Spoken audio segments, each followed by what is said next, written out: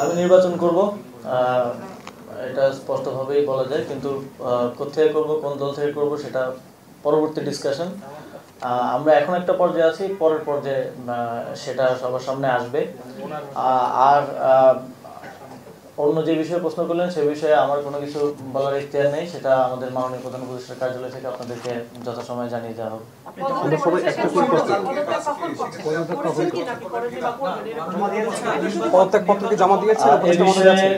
আমার কোনো কিছু বলার অনুমতি নেই, এটা মাননীয় প্রধান উপদেষ্টার দপ্তর থেকে আপনাদেরকে জানিয়ে দেওয়া হবে।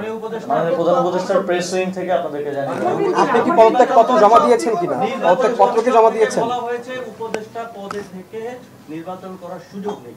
তো সেক্ষেত্রে তফসিল যেহেতু ঘোষণা হচ্ছে, আপনি কি এর আগে আসলে পদত্যাগ করছেন কিনা? যেহেতু এটা ইতিমধ্যে আমি নিজেও বলেছি যে উপদেষ্টা পদ থেকে নির্বাচন করা উচিত না, যদিও আইনগত কোনো বাধ্যবাধকতা ক্ষেত্রে আসলে নেই।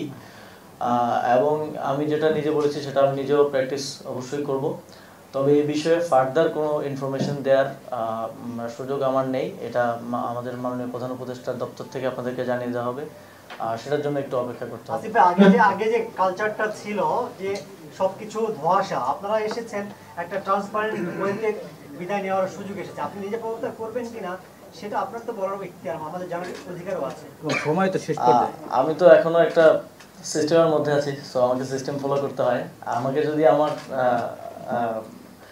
উপর থেকে কোনো নির্দেশনা আছে সেটাকে আমার মেনে চলতে হয়। তো সেই জায়গা থেকে এই বিষয়ে আমি এখন আজকে কিছু বলতে পারছি না। আপনি কি পদত্যাগ পত্র জমা দিয়েছেন? এটা মাননীয় প্রধান উপদেষ্টার দপ্তর থেকে আপনাদেরকে জানিয়ে দেওয়া হবে। এই বিষয়টা আর লেখা না করি, আর কোনো প্রশ্ন থাকলে আপনার ব্যক্তিগত ডিসিশন দেয়।